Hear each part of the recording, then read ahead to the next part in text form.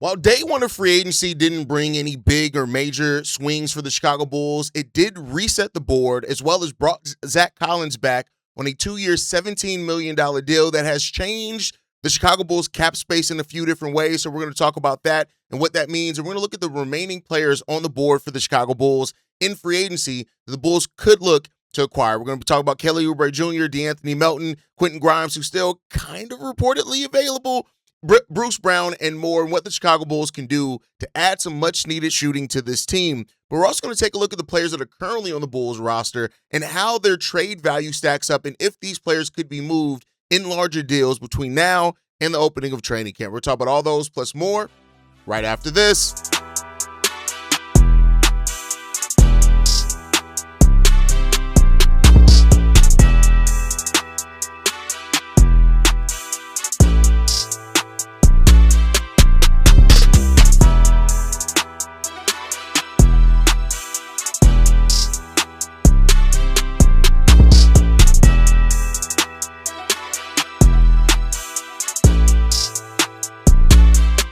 What's going on, Bulls fans? Welcome to another episode of Chicago Bulls Central, your number one spot for everything Chicago Bulls related. I'm the host there, Haize, but more importantly, you guys can follow the channel at Bulls Central Pod on every social media platform we happen to be on. With that said, let's go ahead and before we get into the content, y'all go ahead and make sure you guys hit that subscribe button, man. We're trying to get to 50,000 subscribers. We can only do that with your guys' help. About 40% of you guys that watch the show every single day have not hit that subscribe button yet. Go ahead and hit that subscribe button. Help us get to our goal. In exchange for that, I'll be delivering you guys the best and most consistent daily Bulls content on YouTube or in podcasts. With that said, let's go ahead and jump into the content for today, y'all. So, day one of free agency did not bring any type of swings for the Chicago Bulls. If anything, things have stayed pretty much the same for the Chicago Bulls as things stand right now. But, Zach Collins is back on a very team-friendly deal, a 2-year deal with an option in the second year, which has been met with a few different responses from Bulls fans. There's some Bulls fans that look at Zach Collins and what he does when he's on the court, which has been perfectly fine. When Zach Collins is on the court for the Chicago Bulls, it's been good, and he's actually impacted us positively when he's been on the court. But undoubtedly, you can't ignore the fact that he just hasn't been on the court a lot, not even just for the Chicago Bulls, but over the course of his career, Zach Collins has just not been on the court a lot for his teams. And so that has naturally brought around some questions in regards to, is this the right bet for the Bulls? Now, the way that they structured the deal, because it was structured as an extension, rather than them signing him with the room exception that they had, it means that it has eaten into the Bulls' cap space. But it also means that he's immediately tradable, which could play into something that we're going to talk about a little later down the road as far as, the trade assets that the Bulls have. I'm neither up or down in regards to this. Like, I'm not overwhelmed. I'm not underwhelmed. It's just a move, right? And it's a move that I kind of predicted. Like, if you guys have been watching Chicago Bulls Central for a while, I've been telling you guys that, either one of Zach Collins or Nick Richards was going to come back. I fully have believed that literally since the end of the season. I believe that one of those guys was going to come back because that's just kind of how it works. Right now, you re-sign using bird rights and all that type of stuff. But at the end of the day now, because of that, it eats into the Bulls cap space. The Bulls now have $23.8 million to use in cap space and a $9.4 million room exception that they can use as well. They have two roster spots open after the waiving of Cam Jones. They have 2 roster spots open that they can go out and fill. And now, the Bulls are going to try to figure out what they do with those pieces and what happens in regards to that one. So the market for the Chicago Bulls moved pretty fast for some players that the Bulls were rumored to be targeting. Jock Landale went to Atlanta on a $14 million deal, way more than he was expected to sign for. Luke Kennard, who was kind of tangentially mentioned as a player that the Bulls could go after for some shooting, he went to Phoenix on a 2-year, $13 million deal. Tim Hardaway Jr., a guy that some of you guys have brought up, he went to Miami, who also needs shooting, on a 1-year, $6.5 million deal. Keon Ellis went to Brooklyn on a 2-year, $18 million deal. And Landry Shamet, he stayed with the Knicks on a 4-year, $24 million deal as well. And not somebody that really was mentioned as somebody the Bulls could go after, but just kind of to talk about the market, Dean Wade also went to Philly on a 4-year, $39 million deal. And I'll talk about how that could impact the Bulls with a player now that could be available that was a former Philadelphia 76er. No, I'm not talking about Quentin Grimes.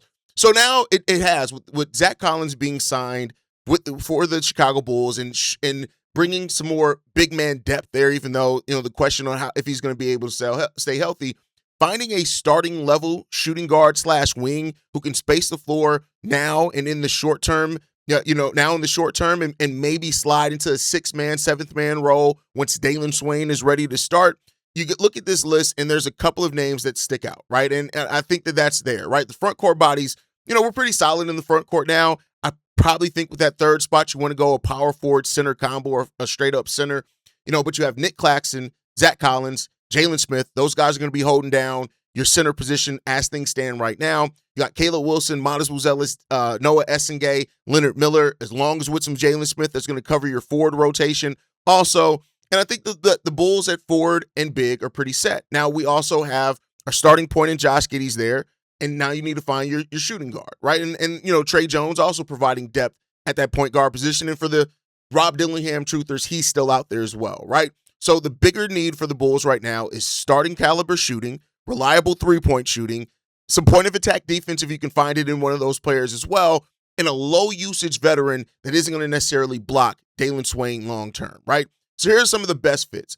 Norman Powell is still out there. And being somebody that was mentioned that the Bulls are very interested in, you still have to put Norman Powell out there. I already talked about the narrative that he's some chucker.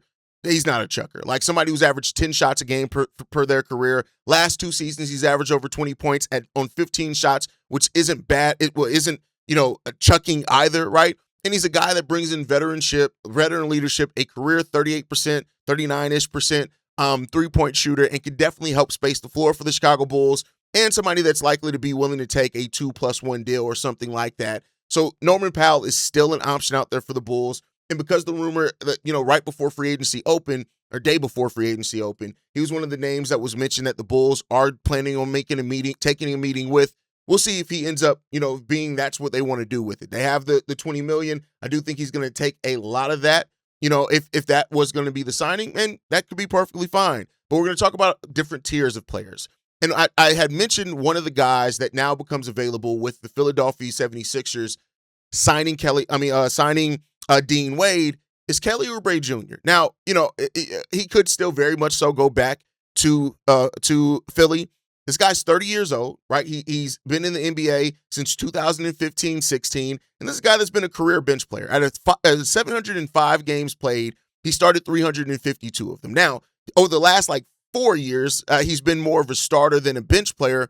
But then again, you're still bringing him in here maybe to start now, compete, right? You're adding some competition. Now, the thing with Kelly Oubre Jr., he's not necessarily the best three-point shooter, right? He's a career 32% three-point shooter. Now, he has had seasons of 36%, 34%, 35% taking threes as well, and volume. He's taken volume. Over the course of his career, he's taken 4.5 three-pointers per game, hit that at a 32% clip. Last year for Philly, he took 5 three-pointers per game, hit that at a 36% clip. But the season before that, he was a 29% three-point shooter. So he doesn't really bring in the high-level shooting that you would think that the Bulls would want. But he is 6'8". He's a wing. He can start. He can play the 2, the 3. He defends pretty well, right? You wouldn't call him a defender, but he's a solid team defender. He runs in transition, and he will give the Bulls some athleticism without forcing Dailyn Swain or, God forbid, Isaac Okoro to start at the 2, right? And, so you can bring along Dailyn Swain, slowly in that regard. He averaged 14 points, 5 rebounds, 1.4 steals, and shot 36% from 3 last season. And, reportedly he is meeting with the Sixers, the Blazers, and the Lakers. So there is a market for him. But because he is out there and he kind of fits that kind of mold that you want, I wanted to bring him up, right? And he could start with Giddey, with Modest, with Caleb Wilson, Nick Claxton, and as Swain develops, Swain could take over that role. His expected salary range is 10 to 14 million per. So around mid-level exception money. But because the Bulls have the room exception at 9.4, that may be not enough to get him, but we'll see, right? I like the fit. I don't love the fit. Next up is a guy that opted out of his contract with the Golden State Warriors, and that is DeAnthony Melton. Now, with them re-signing Kristaps Porzingis, there's some talk that he could not be back for that team. He's 28 years old. The problem is the size. He's only 6'2", right? And so people are going to look at that and say, well, can we just start Trey Jones if that ends up being the case? And that's fair. He's a career 35% three-point shooter. Last year was a down year shooting for him. He only shot 29% from 3. But the 3 seasons prior to that, he shot 39%, 36% and 37% from three, taking over 5 3-pointers per game in all of those seasons. So there's legit 3-point shooting ability there with DeAnthony Melton. My opinion on Melton, if he is a signing for the Bulls, it's not to start. You're probably going to start Dailyn Swain at that point, or Isaac Okoro, or a different player that is not yet named, right, for that. He declined a $3.3 million player option, so his expected salary range is less than $8 million, right? So he's an unrestricted free agent. He did average 12 points, 3.2 rebounds, 2.6 assists, 1.6 steals as well, and that was after returning from an ACL injury. So this is a guy that can play out there. And, you know, the size is a thing, but he's already shown himself to be a legit shooter and scorer at the NBA level. And I do think he gives the Chicago Bulls also a guy that does play defense. He can pressure the ball. He makes quick reads, which is important in Tiago Splitter's offense as well. He's not the pure shooting guard, starting shooting guard, but I do think he can come in there and provide some shooting for the Chicago Bulls. Next up, Quentin Grimes. Now, Quentin Grimes, by all means, and everything that we've heard from Jake Fisher, he's expected to sign with the Lakers. The rumored salary for him is around $10.6 to $12 million. That's what we're hearing there. You know, it's a theoretical fit still, and the Lakers being a team that is rumored to have already signed or have a deal worked out for him and Mamu, you know, that's probably why it's not likely, but because he is still a free agent, I wanted to put his name on the list, and we'll see, right? We talked a lot about Quentin Grimes, we'll see.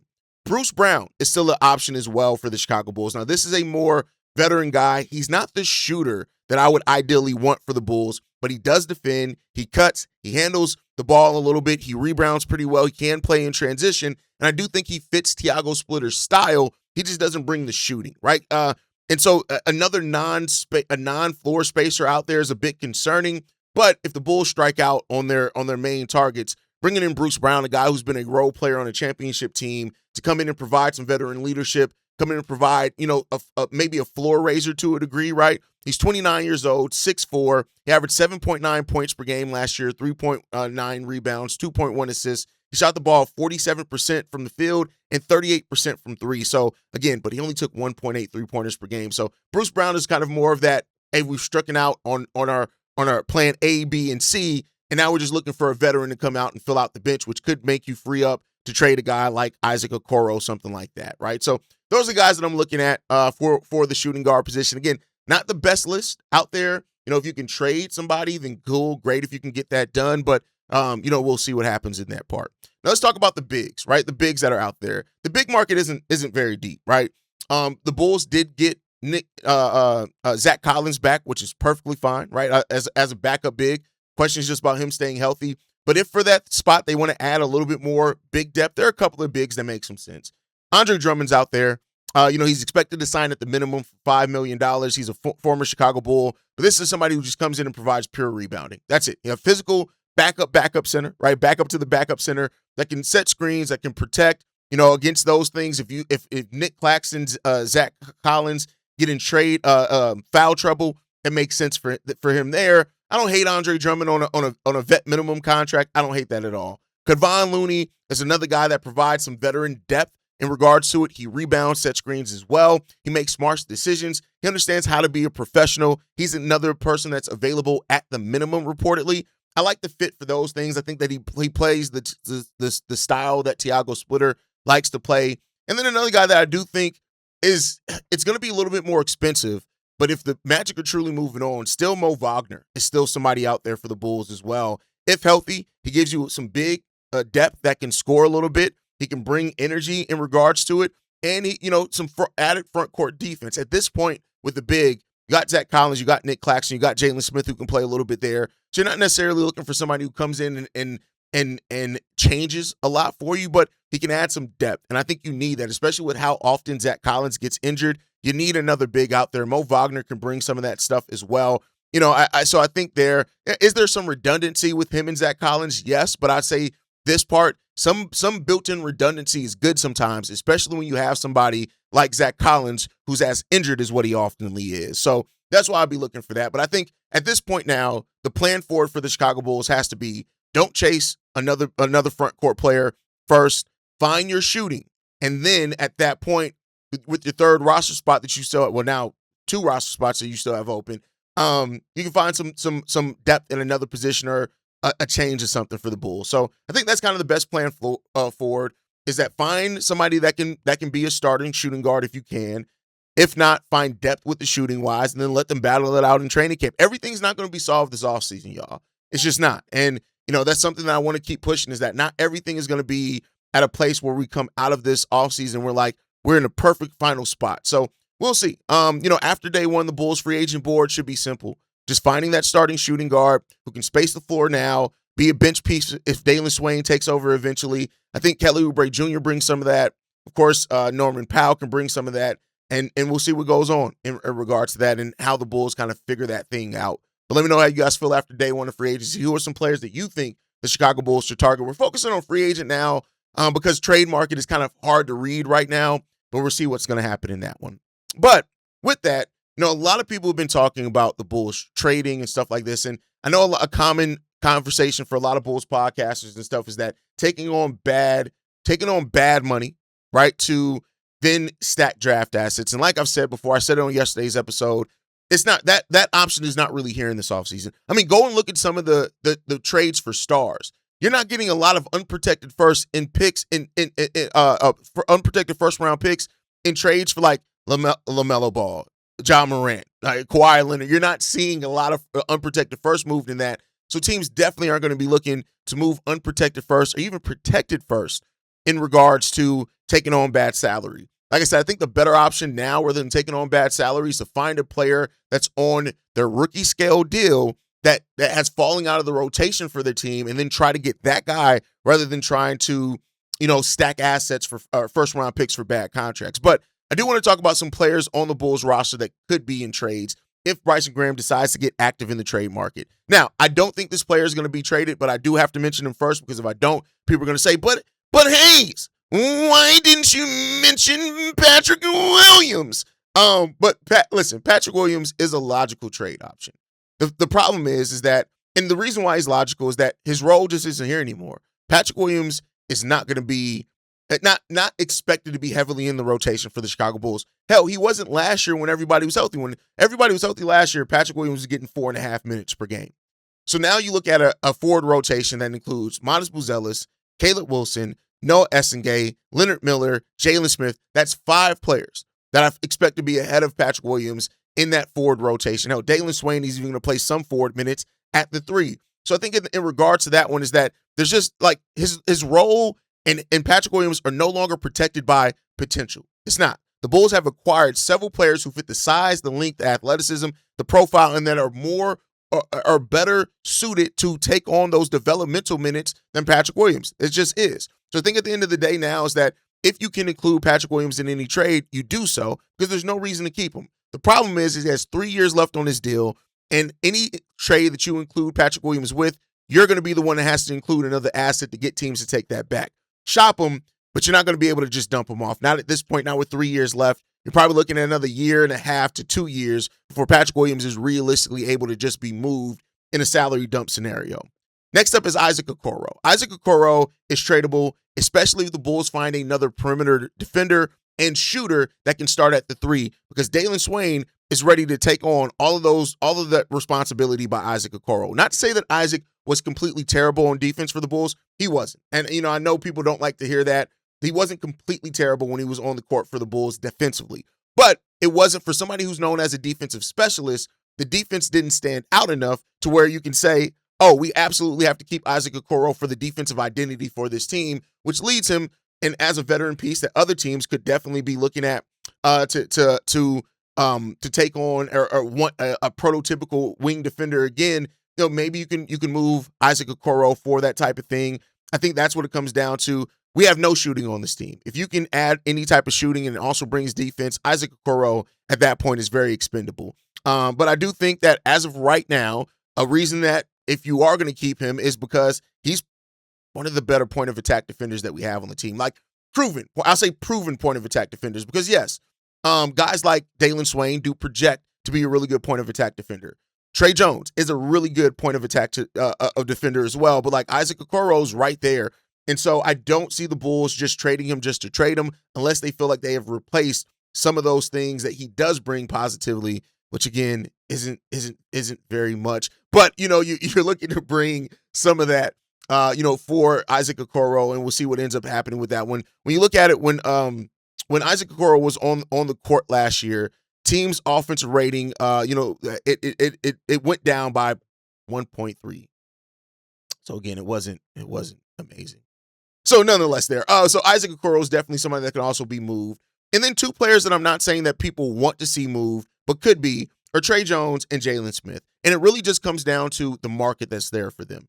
If any team needs that veteran, like the really reasonable contract with the high efficiency and what they do well, Tre Jones and Jalen Smith could be involved into that in trade pieces. If the Bulls are like, hey, we're getting younger guys back, or like I said, you're getting some of those guys that are on rookie scale deals that the other teams doesn't have time to invest their development. You move Tre Jones or Jalen Smith in those moves. It could be. Now, I don't think that that's going to happen, right? I think that, again, you're going to try to keep these guys because they are low-cost veterans that don't take away from the development of your players. But I would be remiss if I didn't list these guys as possible guys that could be moved during this. And then the last guy is Zach Collins, right? While not, I think, an immediate trade, target that you're trying to send out there, the fact that the Bulls did sign him as an extension, and then on top of that, it's a 1+1 deal. So a team that does take him on could opt out of the contract in the second year. So it turned into a 1-year deal. I think that that's what you're looking at in regards to that one. So it could be. I'm not saying for sure, but just for example, like if the Bulls wanted to go after Yves Missi, I'm just using that as a name that's popped up. If the Bulls wanted to go after Yves Missi and include Zach Collins in that trade to get Yves Missi back, they could do that. Right now, they can do that to try to get that done. So there's that part of it that I do think Zach Collins could be a trade chip. I'm not saying he's a likely trade chip, but with the way that deal was structured, with the 1+1 nature and it being an extension, I do think that there is a chance that could be looked at as a trade chip for the Chicago Bulls this offseason. We just got to see how they're going to use it and if they want to cash in on it. So that's what we can see in regards to that one. But that's really it, man. I think in regards to this one, realistic trade options for the Bulls are Isaac Okoro, Jalen Smith, Tre Jones, and Zach Collins. Patrick Williams is possible, but I don't think very likely because the value probably isn't going to be there. But let's continue to see what the Bulls team does in free agency. Maybe we get a move that actually surprises us this time. But that's going to do it for today's episode, y'all. I appreciate you guys so much for tuning in. Let me know your thoughts and your lasting feeling after day one of free agency. What do you think the Bulls should do next? Let me hear that. Who are some guys that are out there that you'd be very interested in? And then do you think the Bulls trade any of the players that I listed as potential trade chips at some point this offseason? Let me know that down below. Make sure you guys drop your thoughts in the comment section. You can like the video, subscribe to the channel as well. Hit that notification bell so you never miss an episode or an upload. You can follow us at Bull Central Pod on every social media platform. You can send us any feedback, questions, comments, concerns, bullcentralpod@gmail.com. And lastly, if you want to leave a text message and our voicemail for the mailbag, the number to do so, 773-270-2799. We're the #1 spot for everything Chicago Bulls related, but that is thanks to you, lovely and beautiful people. And like I like to end every episode on, go Bulls. Love you guys. See you right if you can, y'all. Peace. This has been a presentation